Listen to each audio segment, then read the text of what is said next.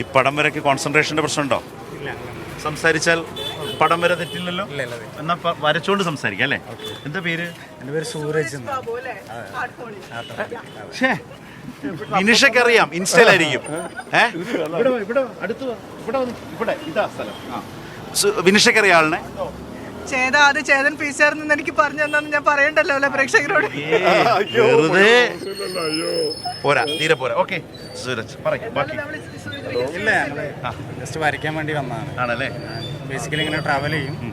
Pencil ഡ്രോയിങ്ങിലാണോ? അല്ല, water കളറാണ് ചെയ്യുക. ഇതിപ്പോ ഇങ്ങനെ ചെയ്യുന്നുള്ളോ? അല്ല, കളർ വരും. സ്കെച്ച് ചെയ്യുന്ന ഇത് വേണ്ട പണി നടക്കട്ടെ.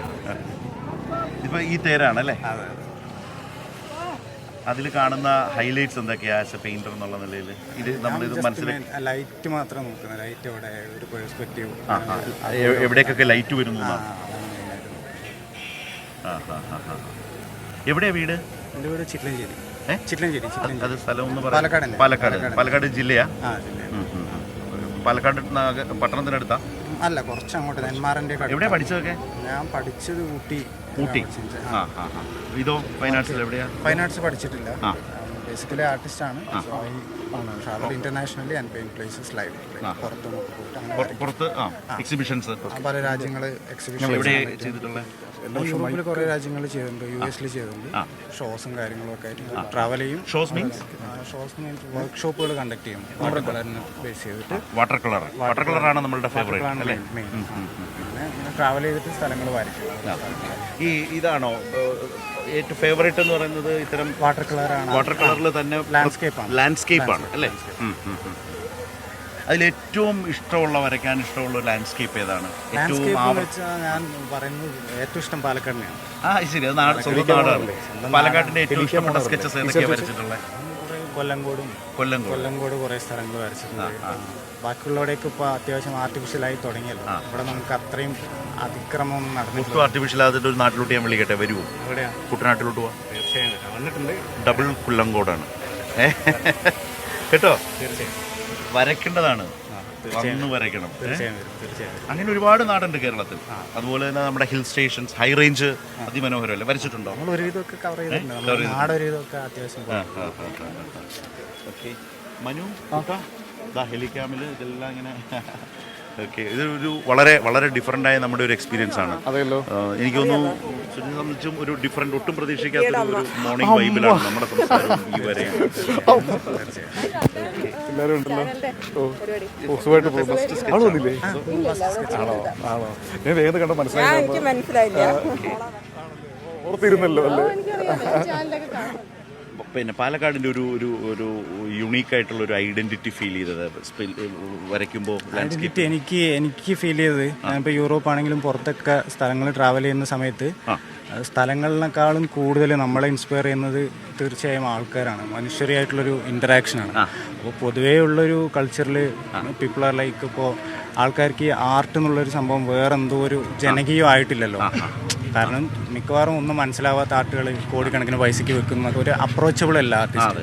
അതൊന്ന് ബ്രേക്ക് ചെയ്യാന്നുള്ള ലെവലിലാണ് നമ്മൾ ഈ ആൾക്കാരിലേക്ക് ഇറങ്ങിച്ചെന്ന് വരയ്ക്കുന്ന ഒരു. ഈ രാവിലത്തെ ഈ പൊസിഷനും ഈ ഡിസിഷനും യഥാർത്ഥത്തിൽ അത് തന്നെയാണ് അല്ലേ? ഈ ഇവിടെ വരിക, കൽപ്പാത്തിയിൽ ഈ റോഡരികിൽ നിന്ന് തേര് നോക്കി അതിലേക്ക് വീഴുന്ന സൂര്യനെ നോക്കി വരയ്ക്കുക, ജനങ്ങളോട് സംസാരിക്കുക എന്ന് പറയുന്നതിലെ ഒരു ഉത്തരവാദിത്വമാണോ? ശരിക്കും ഒരു ആർട്ടിസ്റ്റിന്റെ ഉത്തരവാദിത്വമാണ് ഉത്സവം എന്നുള്ളത്. ഓക്കെ, ബട്ട് ഇതെന്റെ ഒരു ഡെയിലി റൂട്ടീനാണ്. ഞാൻ ഇതിനു വേണ്ടി ചെയ്യുന്നില്ല, എന്തായാലും ഞാൻ ചെയ്യും. അങ്ങനെ ഡെയിലി റൂട്ടീനിൽ എങ്ങനെയായിരിക്കും? പല സ്ഥലങ്ങളിൽ every day I will paint, like most of the day. എനിക്ക് വർക്കൊക്കെ ഉണ്ട്, ഞാൻ വർക്ക് ചെയ്യാണ്. എന്നാലും ഞാൻ എല്ലാ ദിവസവും ഇത് ചെയ്യലുണ്ട്. പിന്നെ ഇങ്ങനെ ഒരു സംഭവം നിൽക്കുമ്പോൾ ഇനിയിപ്പോൾ ഇനി ഇത് വരയ്ക്കാൻ കിട്ടില്ലല്ലോ. എന്നിട്ട് ആ ഒരു പ്രത്യേകിച്ച് ലാൻഡ്സ്കേപ്പ് ചെയ്യണമെങ്കിൽ എപ്പോഴും നമ്മൾ ആ ലാൻഡ്സ്കേപ്പിന് ഉള്ളിലുണ്ടാവണം അല്ലേ? എനിക്ക് തോന്നിയിട്ടുള്ളത് ലൈക്ക് ഇപ്പോൾ നമ്മൾ വീട്ടിൽ നമ്മൾ സമാധാനപരമായിട്ട് ഇരുന്നിട്ടൊക്കെ പാട്ടൊക്കെ കേട്ട് വരയ്ക്കുന്നവരാണ് അധികം ഉള്ളത്. സോ എൻ്റെ ഒരു എക്സ്പീരിയൻസിൽ നമ്മളിപ്പോൾ ഒരു വീട്ടിലിരുന്നിട്ട് if you are painting a tree പറഞ്ഞു കഴിഞ്ഞാൽ you are just painting a tree. When you go out you are actually experiencing a tree. ഇപ്പോൾ ലൈറ്റ് മാറും, ആൾക്കാർ വരും, കാറ്റ് വീശും, വെയിൽ വരും. പിന്നെ ചിലപ്പോൾ ഈ ലൈറ്റിംഗ് ആയിരിക്കില്ല ഞാൻ ഫിനിഷ് ചെയ്യുന്ന സമയത്ത്. അപ്പോഴും ഞാൻ അഡ്ജസ്റ്റ്മെൻറ്റ് ചെയ്തുകൊണ്ടേയിരിക്കണം മൈൻഡിൽ. അപ്പോൾ അങ്ങനെയുള്ളൊരു. ഓക്കെ, ഞാൻ ചോദിക്കുന്നത് ഇതിപ്പോൾ തേര് വരച്ചു ഇതുപോലെ തന്നെ ഒരു ഭയങ്കര ജീവനുള്ള മനുഷ്യരുടെ ഒരു വല്ലാത്ത ഒഴുക്കുണ്ട് ഇവിടെ.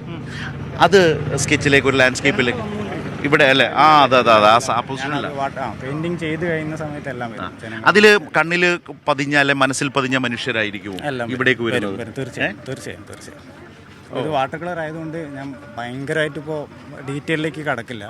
അതായത് ചെറിയ ചെറിയ സ്ട്രോക്കുകളിൽ കൂടെ അത് ഇതാണെന്ന് തോന്നിപ്പിക്കുന്ന രീതിയായിരിക്കും. പക്ഷെ എന്തായാലും ആൾക്കാരും കാര്യങ്ങളൊക്കെ ഉണ്ടാവും.